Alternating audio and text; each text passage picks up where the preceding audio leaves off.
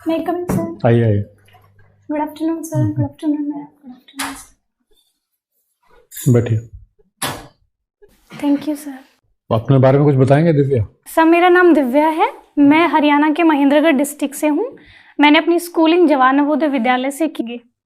ये जो खिलाड़ियों ने आरोप लगाया है, ये क्या समझते हैं आपके? कुछ बात चल रही है इस तरह की, मीडिया में आ रही है कि ये पॉलिटिकली मोटिवेटेड है क्योंकि यूपी के लोगों का कब्जा हो गया था, जबकि रेसलिंग जो है वो मोस्टली हरियाणा के लोग करते हैं, तो उसमें पॉलिटिकली मोटिवेटेड है या जेन्युइन कंप्लेंट है आपके विचार में? सर, अभी खिलाड़ियों ने ऐसा आरोप लगाया है, इसके लिए स्पोर्ट्स मिनिस्ट्री ने मैरी कॉम जी की अध्यक्षता में एक कमेटी बिठाई है, लेकिन जब तक आरोप सिद्ध नहीं हो जाते हम ये नहीं कह सकते कि सर कहाँ फॉल्ट है। तो कुछ भी नहीं कह सकते। Yes sir. चलिए, वेरी गुड, थैंक यू। निम्बी क्या होता है? निम्बी सर, निम्बी एक्चुअली मेरे गांव का नाम है। हमारे वहाँ सर पहले नींबू के पेड़ बहुत ज़्यादा थे, तो सर इस वजह से। जब देहात में मैंने देखा है कि गाय आकर के रात को आके गाय खेत चर जाती हैं जी सर। और लोग पूरी पूरी रात जागते हैं अपने खेत को बचाने के लिए, तो बड़ी भारी समस्या है। तो इसका क्या हल आपको दिखाई देता है? क्या किया जाए? इसके लिए सर दो स्तर पर कार्य किया जा सकता है। एक तो सर जो खेत है उनकी फेंसिंग की जा सकती है, जैसे बाड़ लगाते हैं जिस वजह से। लेकिन सर इसका जो स्थायी सॉल्यूशन है वो ये है कि जितनी भी गायें हैं सर उनके लिए गौशाला बनाई जा सकती हैं, ताकि उनको सर चारे की उपलब्धता हम वहीं करा तो सकें। कौन बनाएगा, कौन चलाएगा? सर इसके लिए तो गवर्नमेंट और एडमिनिस्ट्रेशन को शुरुआत करनी पड़ेगी, उसके बाद सर जो गांव वाले लोग होते हैं वो सहयोग करते हैं। आपको लगता है सरकार गौशाला चला सकती है? सर शुरुआत कर सकती है। अच्छा, खैर, सीरियस फ्रॉड किसको कहते हैं? जैसे ये अभी अडानी का कुछ चल रहा है। Yes sir.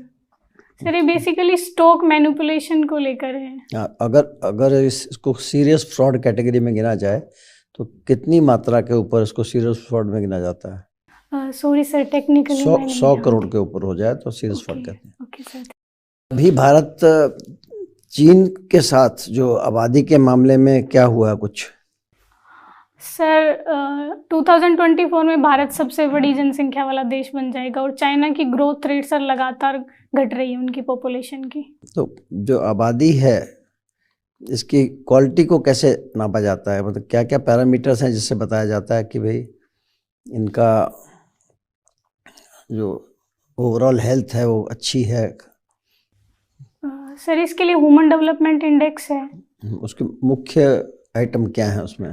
उसमें सर एक तो हेल्थ एंड न्यूट्रिशन है सर, दूसरा सर ईयर्स ऑफ स्कूलिंग मतलब एजुकेशन है, और तीसरा सर क्वालिटी ऑफ लाइफ। तो आपको नेशनल डिजिटल यूनिवर्सिटी के फायदे बताइए। Yes ma'am. और ये बताइए कि उससे नुकसान क्या हो सकता है?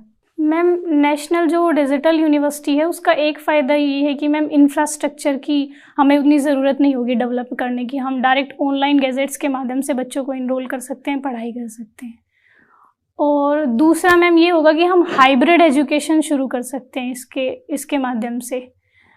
लेकिन मैम इसका नुकसान ये होगा कि हमारे भारत में डिजिटल डिवाइड बहुत ज़्यादा है, तो ma'am rural background, urban background और महिलाओं और पुरुषों के बीच का जो डिजिटल डिवाइड है वो पहले हमें कम करना होगा, ताकि सब तक। तो वो तो शॉर्ट कमिंग है ये गोल को अचीव करने के लिए कि हम रिमोट से रिमोट जगह तक पहुंच पाएं उसमें, और हर भारत की पूरी जनसंख्या तक इसका फैलाव हो सके, उसके शॉर्ट कमिंग है। लेकिन इससे क्या ऐसा हो सकता है? जी मैम, इससे ये हो सकता है कि पर्सनैलिटी डेवलपमेंट थोड़ा सा मैम बच्चों का कम हो सकता है, क्योंकि जब बच्चे एक क्लास में बैठते हैं तो वहाँ जो सोशलाइजेशन होता है मैम, वो शायद हम अगर डिजिटल यूनिवर्सिटी पे पढ़ेंगे तो उसमें थोड़ी कमी आ सकती है। लीडरशिप से आप क्या समझती हैं? मैम, लीडरशिप बेसिकली एक ऐसी क्वालिटी होती है जिसमें कोई लीडर मैम भूतकाल का विश्लेषण करके भविष्य की समस्याओं को समझते हुए वर्तमान को एक नई दिशा दे सके। मतलब वो मैम अपने गोल्स को अचीव करने के लिए अपने फॉलोअर्स को अपने साथ ला सके, उसको लीडरशिप क्वालिटी कहते हैं। Very nice, thank you. Thank you ma'am. तो ये बताइए, क्या किसी फादर में भी मदरली क्वालिटीज हो सकती हैं या खाली मदर में ही हो सकती हैं? नहीं नहीं सर, फादर में भी मदर की क्वालिटी हो सकती क्या है। होती हैं वो क्वालिटीज? जैसे सर किसी बच्चे को अपने फैमिली के जो मोरल वैल्यूज होते हैं वो सिखाना, क्योंकि सर बच्चे बेसिकली फादर को ऐसे हार्ड पावर की तरह सोचते हैं, तो मुझे लगता है कि चलिए, क्यों बच्चे ज्यादातर मदर से ज्यादा अटैच होते हैं? सर वो एक कारण इसका ये हो सकता है कि जनरली जो माताएं होती हैं वो सॉफ्ट होती हैं, तो ये एक रीजन हो सकता है। हरियाणा में तो ऐसा नहीं लगता, सब हार्ड है। खैर, अच्छा ये बताइए, तो मान लीजिए आप जिले में हैं, या तो आप एसपी हैं या आप कलेक्टर हैं, दो में से एक तो होगा ही, जी जी। वो तो क्लियर हो गया। अब मान लीजिए आप कलेक्टर हैं यस सर। और एसपी जो भी साहब हैं वो आपकी बात बिल्कुल सुनने को राजी नहीं है, क्या करेंगे? सर मैं पहले कोशिश करूंगी कि उनकी क्या समस्याएं हैं, क्यों सर वो मेरा पर्सपेक्ट नहीं समझ रहे हैं या क्यों समझना नहीं चाह रहे हैं। और अगर सर ऐसा नहीं होता है कि वो फिर भी मेरी बात नहीं मान रहे और मुझे एक्शन लेना जरूरी है, तो सर मैं उनके खिलाफ एक्शन लूंगी, जो भी मेरे जुरिस्डिक्शन में होगा। तो है ही नहीं जुरिस्डिक्शन, तो आपको मैनेजर का काम करना पड़ेगा। चलो, thank you very much. Okay, thank you sir. तो आपके पिछले इंटरव्यू में कितने नंबर आए थे? सर 180। 180 आए थे, तो बड़े अच्छे नंबर थे, और अब भी इससे ज़्यादा ही आएंगे। और इसमें हिंदी लिटरेचर में नंबर कम रह गए थे? नहीं सर, ऑप्शनल तो मेरा, लेकिन सर मेरा पहला ही अटेम्प्ट था, तो मैं जीएस इतना पढ़ नहीं पाई एक साल में, तो जीएस थोड़ा सा। इस बार तैयारी है? सर इस बार मेंस तो अच्छा हुआ है पिछली बार से। जीएस भी अच्छा हुआ है? यस सर, जीएस तो भी इंटरव्यू तो आपका फिर दोबारा अच्छा होगा। तो जैसे आपने पिछली बार किया था, मुझे लगता है इस बार उससे ज़्यादा ही नंबर आएंगे, क्योंकि एक बार आपको एक्सपीरियंस हो चुका है, आपको कॉन्फिडेंस भी है कि आप ऑलरेडी सर्विस में हो, कोई फ़र्क नहीं पड़ता अगर हो या ना हो। तो मुझे लगता है आप पहले से ज़्यादा बेहतर करेंगे, अपने पॉइज है, सब कुछ ठीक है, बहुत बढ़िया तरीके से आप जवाब दे रहे हैं, सब कुछ अच्छा है। थोड़ा ब्रशअप कर लीजिए अपना जीएस और सब्जेक्ट के बारे में। मैम मेरे कॉन्फिडेंस कम तो नहीं नहीं, लग रहा। नहीं। कॉन्फिडेंस की कमी नहीं है आप में, सब ठीक बढ़िया। है। प्रवोक नहीं होना, इम्पेशेंस नहीं लूज करनी है, चाहे 4 बार वो चीज, दिमाग ठंडा रखना है, ठीक है, दिमाग ठंडा रखो।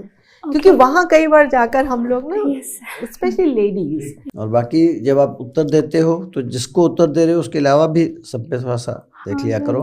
हाथ भी बांधने की जरूरत नहीं है, you have nothing to lose now. Yes sir. आपकी तनख्वाह सब कुछ फिक्स हो गई है, तो ठीक है, थोड़ा जोश डालो, थोड़ा जैसे अब आप मुस्कुरा रहे हो ऐसा रिस्पॉन्स डालो, ठीक है। All the best. Okay, thank you sir. All the best.